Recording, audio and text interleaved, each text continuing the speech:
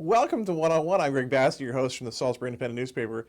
And today we're in Annapolis. We're in the belly of the beast where all the laws for the state of Maryland get made. We're going to meet with lots of delegates. It's Eastern Shore delegation meeting morning. So we're going to talk to our Eastern Shore delegation, and we're even going to have a surprise visit from our comptroller, Peter Franchot. So we've got a big day here in Annapolis. So stay with us while we interview these great lawmakers who are working on your behalf. We're here this morning with Mary Beth Carrozza from Worcester County. She's our delegate from 38C. Mary Beth, what's going on today here in Annapolis? We're in the throes of our session right now, so we're into all of the hearings, all of the budget briefings, the Eastern Shore delegation meetings. We continue to meet once a week and go over priority issues. So right now, this is the intense time of the session, and we're trying to plow through and stay focused on our shore priorities. Now, this is the Friday morning delegation meeting that anybody can come to for the Eastern Shore delegation. What are they going to hear in here today? So this morning we have representatives from the disabilities community, and they're here from the Worcester County Developmental Center, from Dove Point, from Lower Shore Enterprises, and we're focused on those programs with individuals who have developmental disabilities to make sure that we continue to have the support so they can work in the facilities. We want to continue those programs where those individuals with developmental disabilities have the opportunity to work. Now, you had a bill that made some progress yesterday? Yes. I'm pleased to report that my Adult Protective Services bill, which extends the investigations of Adult Protective Services investigations from 30 days to 60 days. And the reason that's so important is it's going to protect more of our senior elderly. These are the ones that have been victims of some of the financial fraud. And the reason that we need more investigative time is so when we need to get bank statements and other financial statements, we have a little bit longer time to get those statements to prove the cases so we can prosecute them and then protect more seniors. Is this a constituent-driven bill? People came to you, or is it law enforcement? Who came up with this idea? So actually, this is the way legislation should work. I heard directly from the social workers in Worcester and Wycomico counties who work on these cases. Interesting. We'll let you go because you're going to go into the meeting now, and we hope to talk to you again in a little while. Sounds good. Thank you. Thank you. We're here with Carl Anderton from District 38B. He's really like the Salisbury guy. Welcome, Carl. Hey, how you doing, brother? Yeah. So we're here in we're in the bowels of the beast here. This is where things are really done here in Annapolis. Yeah. Everything else is for show. Yeah. This is where stuff really happens. This is where we make it happen. Yeah. That's right. Absolutely. Yeah. So no, it's fun. It's good. I'm glad you guys were able to come up and hang out with us for a little while. It's awesome. It's always good seeing people from home when you're here. It's fun. You know, when you're so far away from home, anytime anybody comes up, it's like family, even you. So right. It's awesome. You know. Now, this morning you had your Eastern Shore delegation meeting. Sure. Had some guys up from Salisbury. What was that? What was going on today? You know, well, we get briefings each week. You know, from folks from down home that come up. You know, we had the DDA, Department of Disabled. And, you know, we had the Eastern Shore Land Conservancy coming up, just talking about their priorities and kind of, you know, keeping us abreast of what's going on. And, you know, but this session's been really fun. It's really busy. I have the fortunate or unfortunate, depending on how you look at it, distinction of being on the committee with the heaviest workload. And so there's been a couple of nights we've been here till midnight, and I think we're going to do that today. On a Friday? Yeah, absolutely. And so we may actually have to be here tomorrow. So we'll see how quick things go through today. But it's, you know, it's interesting, you know, seeing just, you know, the ideas that come up. Some good, some not so much. Right. And so, you know, so we you know, we're in a good spot. We have a great committee, a really cohesive, awesome chairman who listens to me and actually I think really kind of listens to my opinion, which is cool because, you know, you hear some people say that doesn't happen. Right. But I haven't experienced that at all. Which committee is that again? The Environment Transportation Committee. And so, you know, anything that deals with transportation, and the environment. Pretty much everything that goes through it Pretty much touches that anything somehow. that Yeah. deals with the Eastern Shore, especially. And so I'm really blessed that the speaker allowed me to serve on that committee. Right. And, it really fits what we do. Now, transportation, you're trying to get some of the gas tax money back, right? Yes, I'm so excited. I get goosebumps thinking about it.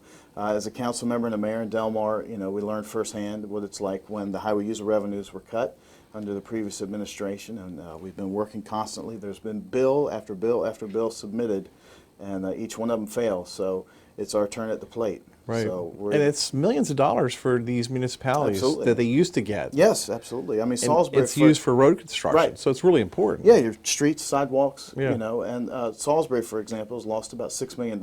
Yeah. And so we have two different bills, and so we're going to see which one we can get done. And it's really neat. We had great bipartisan support. The Senate sponsor of our bill is usually the senator who submits bills that we perceive to be anti-poultry. Right. So in some instances we're on opposite Wow. sides, but this time we're holding hands, skipping. We're going to get it done. And I'm really excited about it.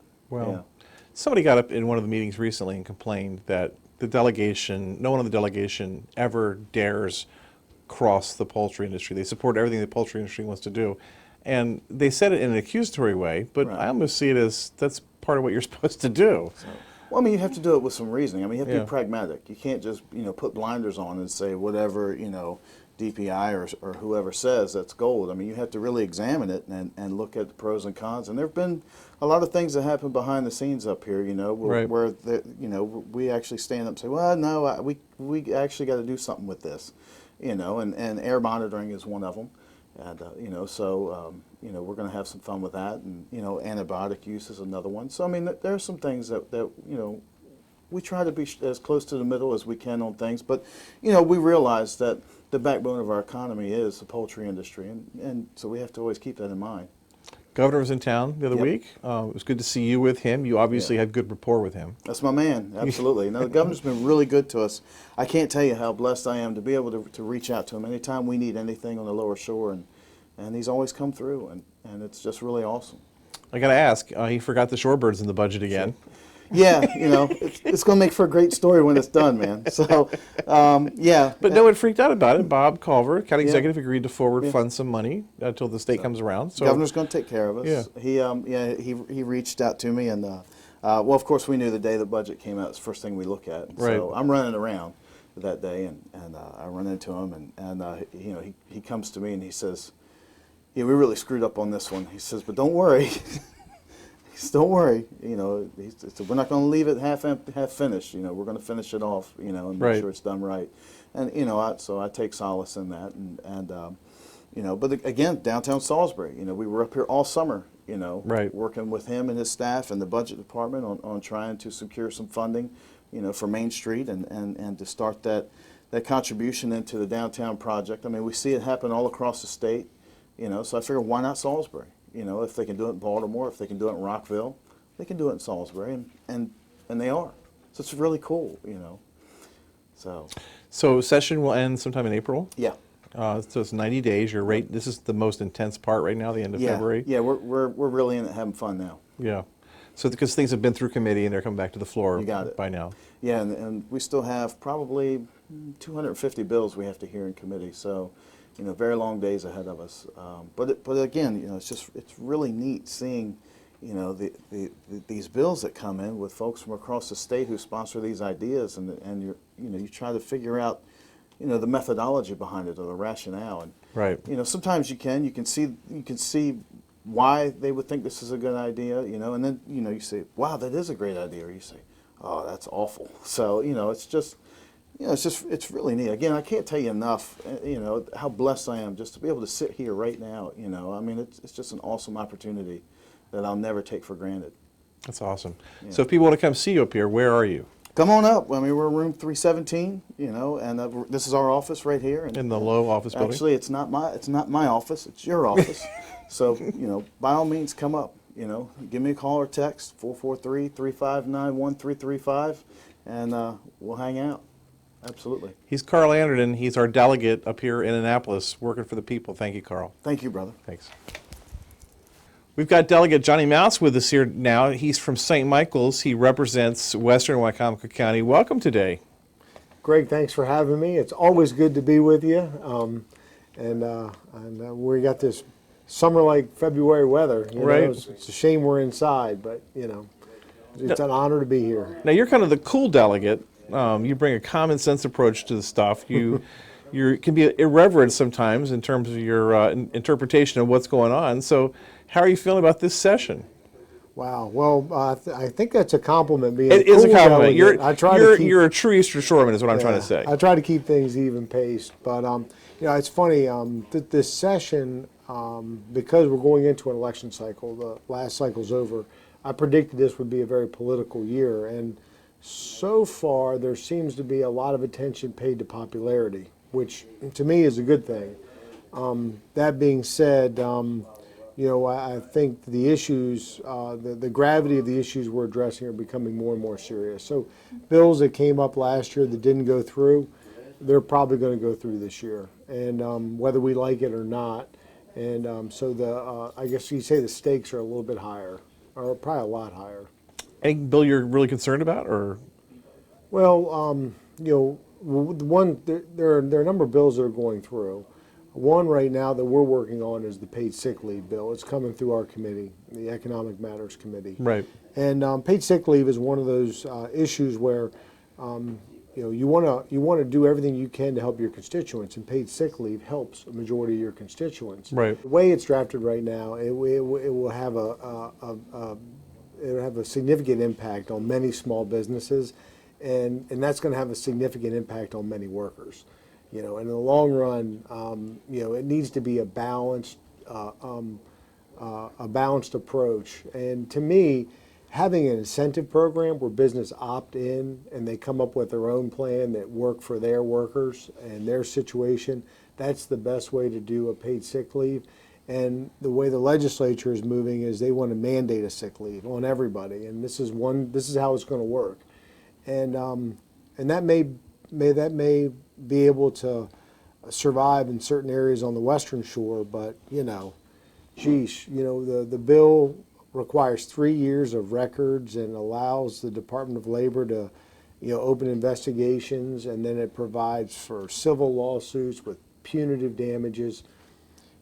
That's not a very workable solution for a lot of small businesses. So I'm concerned about that, and I hope that we'll prevail in trying to persuade the majority to hear our concerns.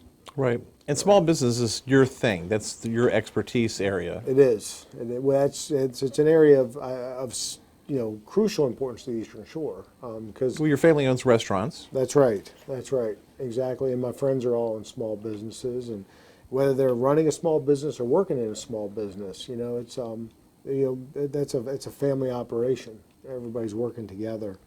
But that's an issue of concern. Now, I'd love to talk to you about one thing I'm working on that I'm hopeful about, and that's internet and cell service.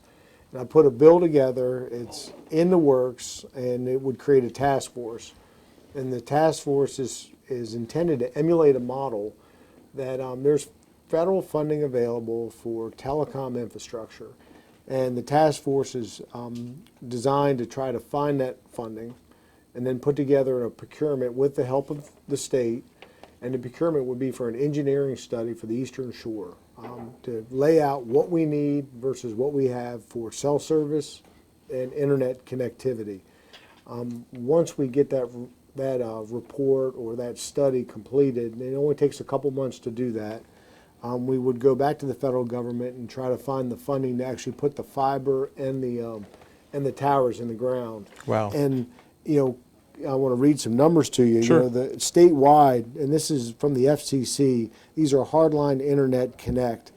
Most of the counties on the Western Shore are about 5% without, excuse me, they're about 5% without hardline internet connect. In Caroline County, 19% of the people do not have a hardline connect. In Dorchester County, 23% of the people do not have a hardline connect. In Wacomico County, 13% of the people do not have a hardline connect. And And then you go down to Somerset County, 64% of the people don't have a hardline connect. And if you look at where we are and where we're going as a society, the internet is at the center of everything. Yeah, the key, yeah. And if you don't have that connection, we're not going to be able to keep up. And so I'm hopeful. Now, this has worked in other states. So I'm hopeful that so far it's gotten a lot of support. It would not undermine any other efforts that are going on right now to put fiber in with different entities. It would just it would bring in additional resources and additional support. So I'm very hopeful with regards to the internet and cell phone. And one other issue that came up this year is I've jumped into the deer management and Right. said all kinds of Right. people running different ways. It was an idea I had that, about managing deer. I was trying to give hunters more opportunity to harvest deer than farmers using the depredation crop damage permits. Right. It blew up, and but along the way, I learned. I ran across something. It came up over and over again. It's something I'm going to focus on after session. I'm going to get some people together and talk to them. But we have a meat donation program, and that goes to food banks. Yes. And one of the very interesting things that came up is I have 6 food banks called, and they wanted ground deer burger immediately. There's that much demand for the food donation. And the comptroller has been very interested in rural areas. I'm going to seek his help for tax credits. And I want to see if we can get this thing rejuvenated in Maryland. Right. Other states have got a very robust processing and donation program. And I think Maryland, we ran out of the certificates for doing this, like the second day of the gun season. So, to the extent I offended any of my fellow hunters during the beginning of session, I apologize for that. I would not make that mistake again. It was with the best of intentions, but we'll come back and we'll look at that processing and donating program. Yeah, you're like the Waterman guy. You're the representative of that kind of group. Well, I do a lot of hunting and fishing. Yeah. And I'm right there in the middle of Broad Creek or Harris Creek and Eastern Bay, and I kind of grew up around that, so it sort of suits me. I'm pretty comfortable with it. So, but so far it's been a very busy session, and I think it's going to continue to go along that way. And my hopes are very high for this internet and cell phone task force. That's one of the issues to have a town hall and try to have a discussion. There are so many people that have problems with their internet and their cell phone service. It's amazing. And I think it's something we've got to address. We don't have the people on the shore to justify private companies putting money into our communities Right. to give us the service that we should have, and we need that. And this is just looking at numbers in America. If you step back and look at global numbers, there are countries that have got much higher, broader, stronger IT services than we do in America. Now, they're not as big as we are, but at one time, not every home in America had electricity, and somebody had to say, we need to make sure every home has electricity. And, we need to make sure the Eastern Shore has that IT investment. So. Yeah, you're right. I mean, in my business, you look at the demographics of Salisbury. Salisbury really is America in miniature in terms of the population of women and men, the age, the income. It's all completely like America. Mm-hmm. But if you look at people that are connected online, the number is very low compared to the rest of people in the country. Right. And so many people still get their internet at work rather than home, and it's just because they don't have the ability to connect to the service. Right. And as society continues to develop, if we don't, the world's not waiting for us to catch up with it. Right. So and once you put the infrastructure in, you can always change it in the future, but we need to get it in. Right. And I think we have a strong economic future on the Eastern Shore, and we ought to conduct ourselves that way. And I think investing in the IT infrastructure is a really important step in that direction. Right. What's your address up here if people want to come visit you? 323 in the low office building. Okay. And I hope if anybody's in Annapolis and they have a few extra minutes, come on by the office. I'm usually on the run, but I love to see constituents when they come up. usually there's one or two things they want to talk about, and there are things that may not be on my radar screen. Right. So I love hearing about that, and I always make note of it, and it helps me out quite a bit. So, it's sometimes it's a little difficult on the other side, but we manage, and it helps to have a good word or two from friends from back home. That's cool. He's Johnny Mounts. We're thrilled to have him come by here today. Thanks, Johnny. Greg, thanks for having me. Have a wonderful day. Thank you. Good to see you. Thank you. We're here with Delegate Chris Adams from Salisbury, one of the local business guys who is a delegate here at the General Assembly. Welcome, Chris. Greg, so good to see a familiar, friendly face from the Eastern Shore. We're an hour and a half away from home, so thanks for coming up here today. So how's it going? What are you working on today? Well, today we're going to have session at 11 o'clock. Yesterday our House Economic Matters Committee pushed the sick pay bill, which was a very controversial bill. We've heard that bill for the past 3 years. I came up and testified before I ran for office with the National Federation of Independent Business. So that's a bill that's been a long time coming. This year it seems like this is the one that's moving. So next week we'll see some action on the House floor, I think, on that. And you're not thrilled about it? Can't be thrilled about it. I don't need Mother Maryland to tell me how to handle our employees. In our business, somebody's sick, they're going home. Right. If somebody can't come to work after a football game, Sunday night football game on Monday, you do that once or twice to me, you're going to lose your job. Right. You can't put union-style benefits on a private business person. We don't have the profit that just arbitrarily put these kind of benefits in place. Teachers unions, different state employee unions. You've got the tax base to fund it. If you don't, you raise your taxes. Businesses can only do this off profits, and right now it's just not a terrific time for the business community, especially on the Eastern Shore, Greg. Last week we had Governor Hogan and Comptroller Francho come down, and they spoke directly to the fact that the legislature needs to do no harm right now. Even well-intentioned laws don't need to be passing now. The business community does not need the rug pulled out from underneath their feet, and here's a sick pay bill. And that's exactly what the legislature is doing. Right. So it's unfortunate, but we're up here for a reason. We fight, and we won't stop the fight until that bill passes. It feels like you spend so much time fighting stuff rather than being able to advocate for stuff. Well, Greg, you and I have you've interviewed me before, Yeah. and as a Republican, I've learned the most important role I have in my committee, but also on the House floor, is to fight bad legislation. Hard for a Republican to move legislation. I will have some bills this year, but the committee actually counts on people like Johnny Mounts and me who have business backgrounds to be able to advocate for our small businesses, the employers, the job creators, and that's a rewarding part of the job. We can't win every one of these fights. We won't win the sick pay fight this year, but on many cases, like minimum wage this year, that bill will fall. Other onerous regulations, and there's too many to name for our short interview today, they're counting on us to stand up for the business owners. So. Governor's very popular. Does it help you as a Republican to have the governor be so popular? I am proud to be a Republican right now. We have a governor who I think is showing us the right way to lead our state, understanding the politics that we have in our state, Montgomery County, Prince George's County, Baltimore City, being able to deliver policy that's responsive to them, but also respect people on the Eastern Shore, conservatives who want to see less government, but they also want to see government that works. And, again, last week when we saw the comptroller and the governor together, people want to see bipartisanship. They don't want everybody to get along all the time. That's not realistic, but we want to be able to have debates, fully vet issues, and at the end of the day, how about we shake hands and move on to the next issue? We've had that missing in our state for so long, so I can tell you I'm proud to follow in the footsteps of a governor who understands our state and knows how to get things done. Absolutely.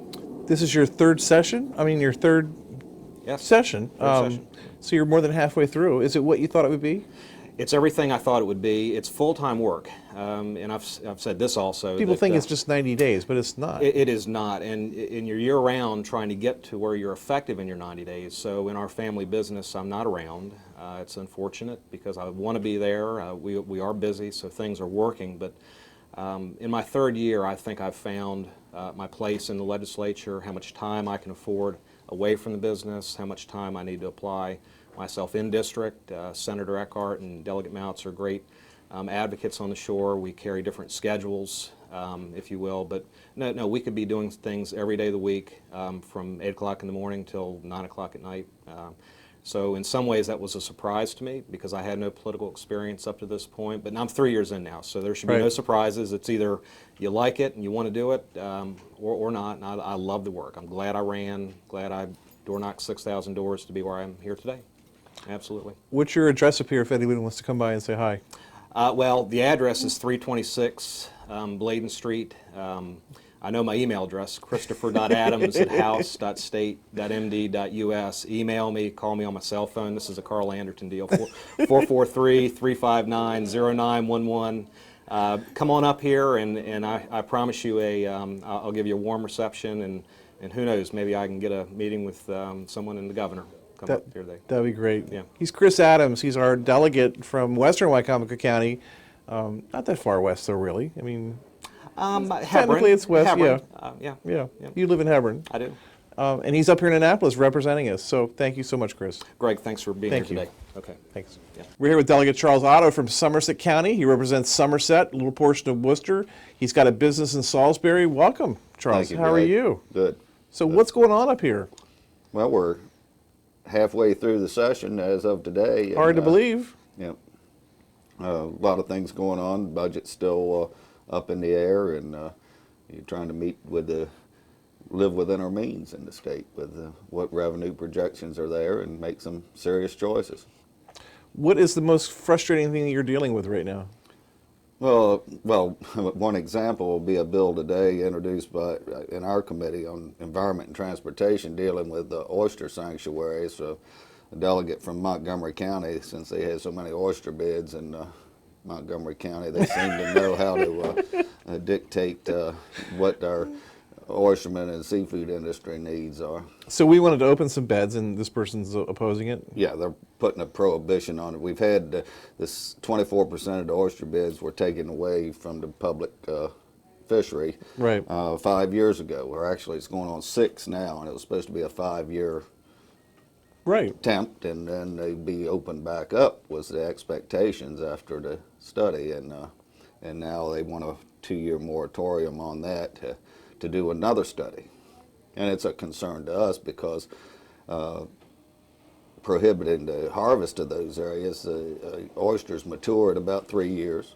Right. And then as they get older, they die from Right. the proliferation of disease and things. And So now would be a want to see time one- to go in and get them and not Yeah. really cause the Yeah. harm. And now I think the Oyster Advisory Commission was proposing some type of rotational thing of opening up part of it over a period of time. Right.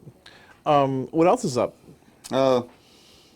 We have some concerns about deer in our committee, as well as we also face all the transportation bills in our Right. thing. So we're dealing with the roadkill bill that was passed last year that would basically divert all our transportation money to mass transit. And they haven't been spending that very wisely, I don't believe so. Right. But so that's coming around again. It Yes. was There was a the veto, governor it has was a bill overridden, to yeah. repeal or at least part of it. right. Anything particular to Somerset? Always need for legislation down there with a lot of stuff. Well, I think the governor proposed a tax credit bill trying to bring some manufacturing jobs and things to economically depressed areas, which would have been Baltimore City, and certainly Somerset County would have qualified for it as well, giving a 10-year relief on taxes to any new businesses that located there. So I don't know how that's not in my committee, so I'm not sure how Right. it's progressing. Right. He announced But- that in Salisbury last week. Yes, Yeah. yes. And as well as we're working with the administration, and Senator Mathias and I have a bill in to try to accommodate something similar to what Wycomico did for Somerset students at Warwick. For Warwick, yes. Yeah.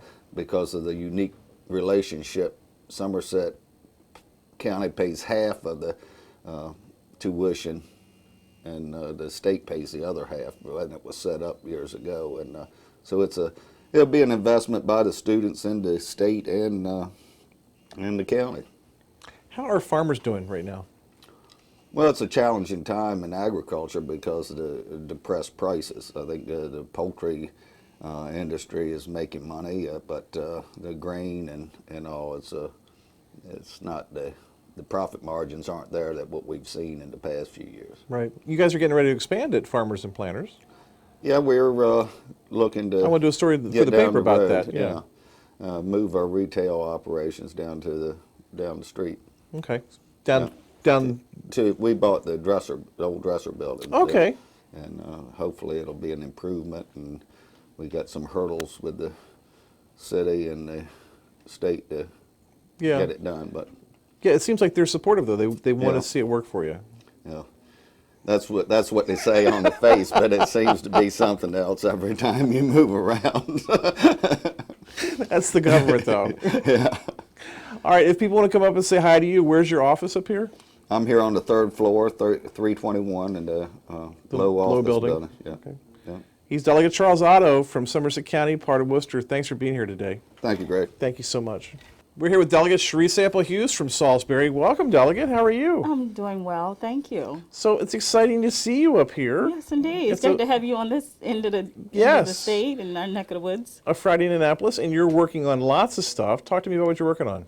Oh, sure. Just on yesterday, thankfully, we had a receptive hearing on the 3D mammography bill. That bill is requiring insurance companies to not differentiate on the cost for a 2D versus 3D. Right. As you are more than likely aware that breast cancer is very high, unfortunately, mortality rate in the state of Maryland. And so this is our opportunity for persons who have to have those and to be able to get that early detection and be able to have clear images. And so if there is something there, then our oncologists, our radiologists, they can see that much sooner and be able to treat it.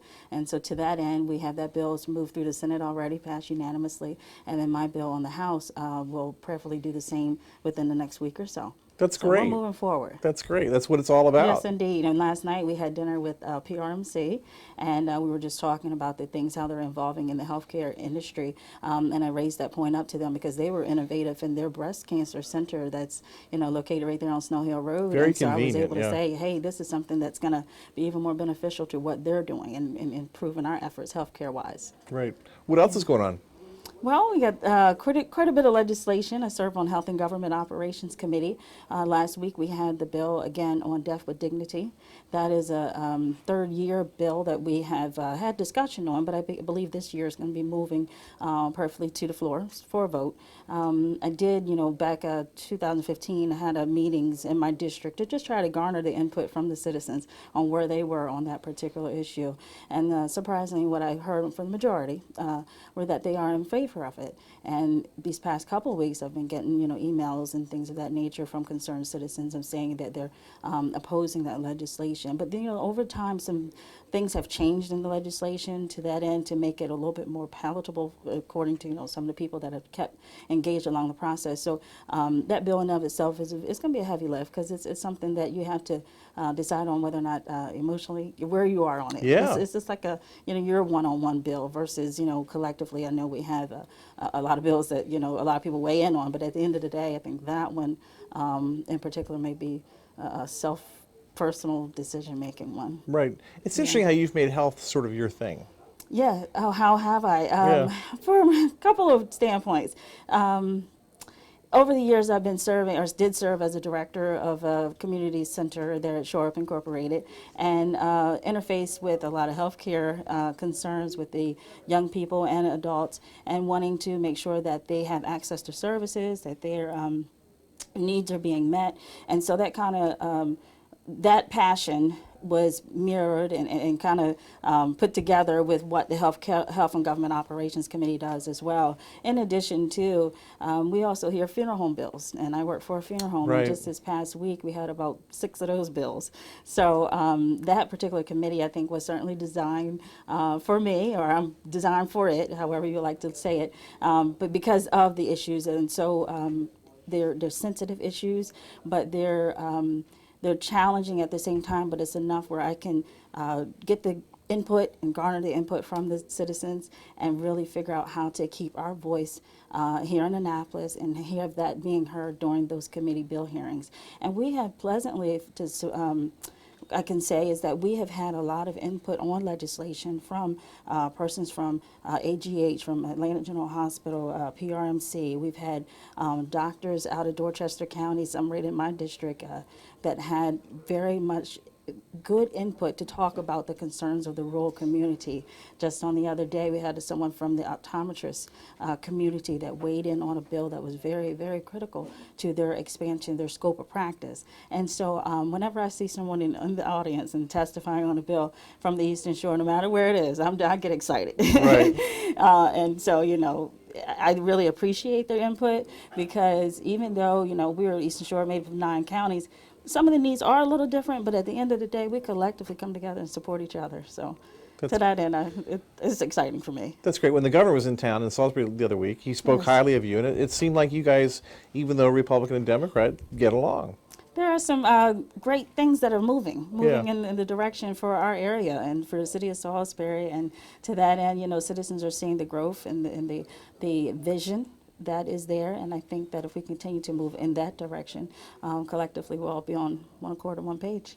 She's Cherie Sample Hughes. She was a longtime member of the Wycomico County Council and doing a great job up here in Annapolis, and we're thrilled to have you. Thank you. Thank you. Pleasure to have you today. Thank you.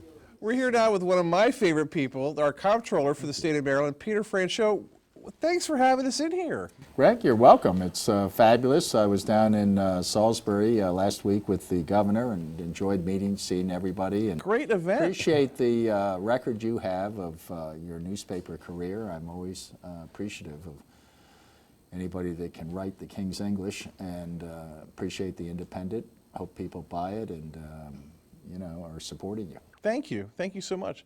Now tell me about this call center you opened to help collect taxes and help people understand what they're doing with their taxes. Yes, it's at Seagull Square in Yep. Salisbury and right down on the Lower Shore, and we consider it to be very important. It's the first remote call center we've established, and we've got 25 good family protecting jobs, family supporting jobs that we are hiring people. 22 of them are currently working in the call center. Excellent. And they are answering calls from all over the state. This is not just a Right. shore issue, and they're helping us tremendously with our customer service, lowering the response time it takes for a taxpayer to get a live, friendly, knowledgeable, helpful person on the phone. And so I'm very pleased that we were able to open it in Salisbury. We had a branch office there, so it kind of Right. worked. We have the support of the university. It's in that Seagull Square area. Right. And we couldn't be happier to be down there. We did it partly because we wanted to, we knew there was a great workforce down there, and we've been able to recruit some really talented people. So you're calling a state office and you get fast, friendly support. The state people are not supposed to be like that. Yeah, no, it's very, it's very We're all trained on the surprising for a lot of MVA, people, you know, yeah. I mean. We have the 3 R's. We call it respect the taxpayer, respond to the taxpayer, get results for the taxpayer. It's a mantra for our agency. I'm delighted to report that Governor Hogan has picked it up, because I talk about it at the Board of Public Works. He is totally into that customer service. And we laugh a little bit about it as a, you know, visionary idea for government, but it's what people want and deserve, frankly. Right. So, and they don't often get the answer they want with us, because sometimes they just frankly owe us the tax money. But they greatly appreciate talking to a person who, as you say, kind of surprises them by being available and tries to be helpful. Now, speaking of surprises, you were just down in Salisbury the other week and with the governor, showing some bipartisanship on some crucial issues, agreeing to disagree on certain things. But Right. the rapport there and the mutual respect was really impressive. Well, thank you very much. And that's, you know, I love public service. I think it's a noble profession. I know a lot of people think that it's gone downhill, but I enjoy being able to help people. And I think the next thing I love about public service is bipartisanship. And I don't think there's anything wrong with me and the governor having a very close relationship, both personally and professionally, working on things that better the state's economy. And unfortunately, everything is hyper-partisan these days. So you've got the Trump people and you've got the anti-Trump people, and it's they're shouting at each other across lines, and you can hardly hear anything. I'm not defending one or the other. I'm just saying we need to return to an era of maturity and adult behavior and civility. Yeah. And Do you I think think Governor Hogan and I represent that. We greatly enjoyed coming down to Salisbury. We've done one of them in Montgomery County, just as a warm-up Right. to see whether it would work or not. Right. And we weren't trying to like prioritize. But the experience in Salisbury was very positive, and we think we'll probably do some more of that because it's what people want. It was unprecedented for us. I mean, the governor will breeze through. A governor will breeze through. You're down there a lot. You go to the businesses. You're very aggressive about it. But to have someone come and stay that long and talk about our local problems and take questions, just unprecedented for our community. Yeah, well, it was a fabulous turnout. I mean, there were people standing in line outside along Division Street there, and it was a packed house inside. So. And nobody interrupted it with shouts or protests or anything. Yeah. It was just, let's see what is going on. And I'm glad that you thought it went well. We were over at the House of Delegates this morning, and we interviewed all of our local delegation. And they're very busy, obviously. Oh, yeah. They were complaining a little bit about having to work so hard on a Friday. Yep, I've been there, done that. I was going to say, you were in the legislature. How's it different for you to have a different job now? I mean, do you miss that part of it? Well, it's kind of the difference between you at the Independent and you at the New York Times. I'm all of a sudden, I've got a big ship that I can get on, and I obviously empathize a lot with my former colleagues because it's a hard job. You're doing it as almost a hobby. I mean, it's part-time. You've got a lot of things coming in front of you. You don't have a lot of staff or preparation time, so it's not easy, and I can sympathize with them a little bit as far as frustration and are we actually accomplishing anything here amidst all of this helter-skelter action that goes on. So I enjoy And they're the mostly legislature. Republicans, so they're trying to block stuff more than anything. There you go, but it's still, you kind of, you always, at least I always did during my 20 years there, from time to time just wonder, is it really worth it to put in all of this effort and you're really just a really tiny cog. In contrast, I'm now the comptroller, lucky me, and I get to run a big organization with very talented people, and it's just very, very satisfying to me to be able to help people and be able to, knock on wood, do the jobs of the office without falling flat on my face. The technology's changed your job so much. Is it still in the basement like it used to be with like 1,000 people down there doing tax forms, or is it all different? Well, I used to kid people that we kept all the money downstairs, and I also regulate alcohol, so I said there's a lot of booze down there too, but it's not the truth. It's, we've gone completely into the electronic filing. We're up about 85% now of the 3.2 million returns. So Wow. vast majority are filed electronically, still some paper returns, but not that many. We get refunds back within 2.1 business days upon receipt of an electronically filed return, putting your money back in your bank Yeah, account. mine was 3 days, so thank you for that. Well, thank you. That's music to my ears. Yeah. We're talking $2.4 billion that we are in the process of refunding, and that's a huge operation and a big change from 10 years ago when I was first elected. Right. How is the economy? What are you seeing out there for Maryland? I think there's a lot of optimism because the timing is pretty good for a shakeup in Washington. So I think among the private sector, they look at the corporate tax cuts that are possible. They look at bringing money back from overseas. They look at regulatory reform, which is a big issue for the private sector. And then everyone looks at this possibility of a big infrastructure bill for the nation, Right. rebuilding all the roads and bridges and airports and railroads, et cetera. Okay, that optimism initially, a month or so ago, I thought was going to be connected to a lot more borrowing, investing, and people taking risks. It's now disconnected because of the chaos coming out of Washington. My biggest complaint with I have a number of complaints, but the Trump administration is so chaotic right now that I think they've frozen the private sector. In other words, they still have their optimism, things are going to get better, but Right. there's no longer a connection between that and actually doing something. So I think We hear about them sitting on money. well, they were sitting on money before. Then all of a sudden, the new Trump administration and came in with its ideas that we're going to revitalize the whole economy, and everybody got ginned up. Now it's yeah, we're still ginned up, but we're not borrowing any money until we see whether things settle down and whether there's a more predictable, stable environment, because that's what business needs in order to risk their money. And they don't care about the Republican Democratic stuff. They just want a playing field that is not going to be changed through someone's tweet. Right. Yeah. Isn't that amazing? I mean, it's You can crash a market with a tweet. yeah, basically, and also that you can publish something that's absolutely false, and it gets halfway around the world before somebody says, "Oh, by the way, that was completely Yeah. that was just you're retweeting something that's completely false." It's the world we live in.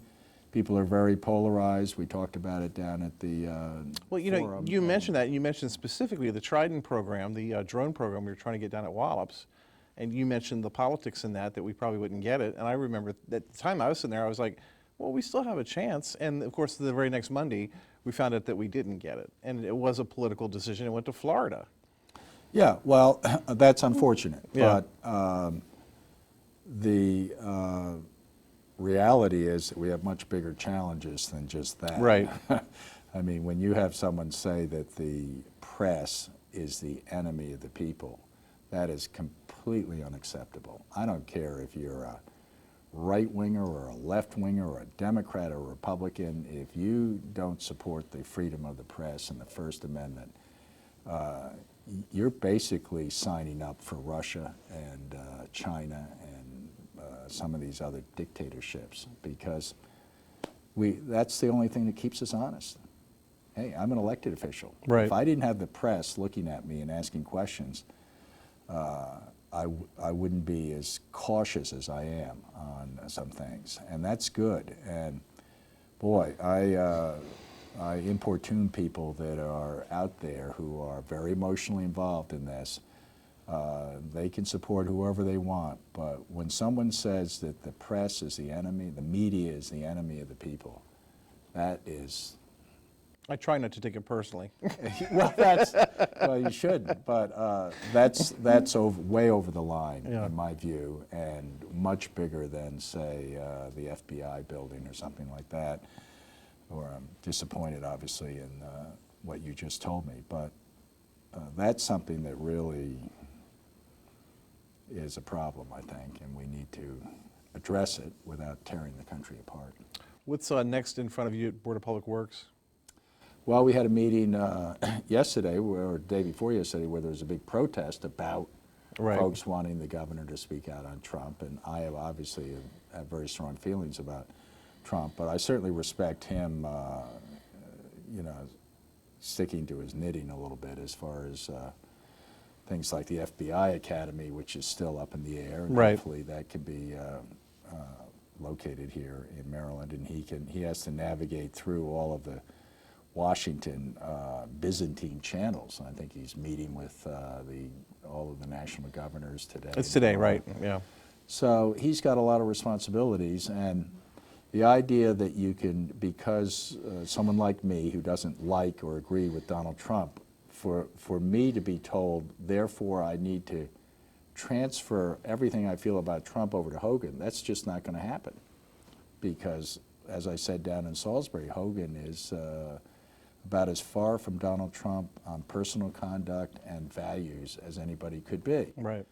So this strategy of we don't like Trump, so therefore we don't like you don't like Trump, so you shouldn't like Hogan. It doesn't work, and it came up at the last Board of Public Works meeting, and we'll see if it reappears at other meetings. But I'll tell you, it was the first time some words like the words that were shouted out have ever been heard in the governor's reception room, and some of the governors that had their portraits up on the wall, they acted quite shocked with some of the language, but we'll see. I think we'll all survive. I always stare at Miller Taw's portrait in those situations to see what he would say. Yeah, there's a very arched eyebrow right there. He was like, really?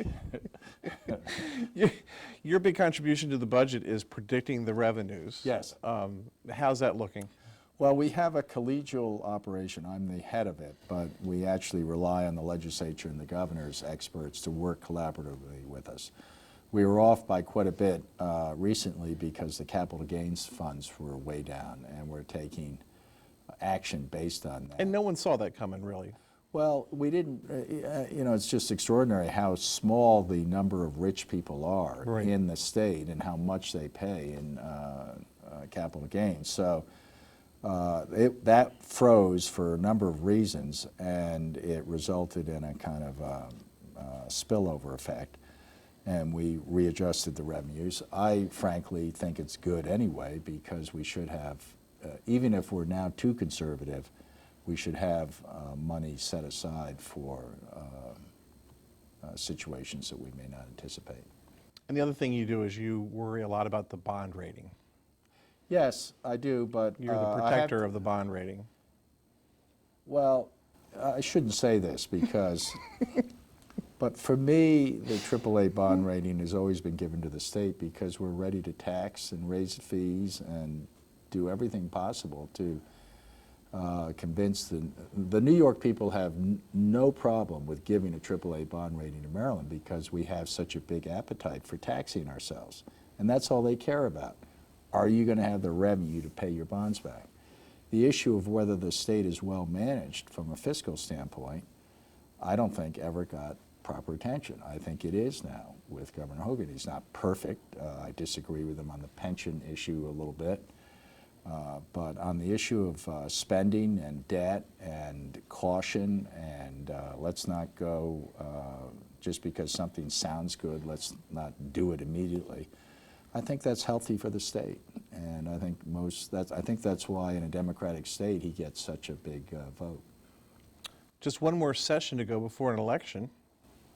Yeah, geez, maybe I'll get kicked out. What are your plans? I'm running for re-election to comptroller, and if right now out of the 33 comptrollers, I'm the third longest serving one. Because Wow. I've been in 10 years. Of course, we've got Louis Goldstein up Right. there, who was started during the Revolutionary War. Right. But other than Louis, there's only one other comptroller that's had a little bit more time than I have. So I'm running for re-election. I hope I win, but you know, you always have to go to the voters and say, please hire me again, and here's what I've done, and here's what I'll do, and you know, if they like the themes that I've put out there of fiscal watchdog and customer service and willing to work across. We love when you come down and you listen to us. I mean, when you go around to those businesses and they're Yeah, able well, to get your ear, that means so much. It really does. Well, there are great stories that are told to me, and I am lucky to be the comptroller. So I am running for re-election, and that would be my fourth term, I guess. And you know, who knows what I do? I think after that, Hogan has moved on, and I'm, you know, people are getting older and older, I guess. Heck, the president's 70 years old, so Right. there's hope. But who knows? I'm happy and grateful to have this position, and we'll just see where it's hard to predict what's going to happen in politics because everything is so sensitive. Right. And everybody's so on edge. But I urge everybody to take a deep breath because the country is strong, the state is strong, and unlike some other areas of the world, we have an institutional history, and we also have the press. Right. So, He's Peter Franchot. He is our comptroller in the state of Maryland. He doesn't like it when you say he's the chief tax collector, but that really is, that's the sort of the negative side, but he's also a steward of our finances, and we really appreciate his time today. Thank you so much, Peter. thank you very much, Greg. Thank you. All the best. Thank you. Yeah. Big day here in Annapolis, one-on-one on PAC 14.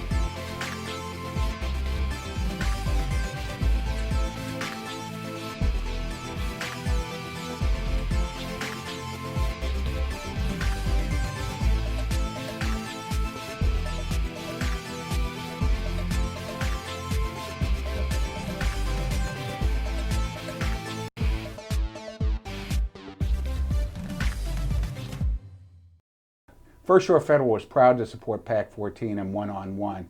We'd encourage every business to support PAC 14 and pick a program and support it, and let's make a difference.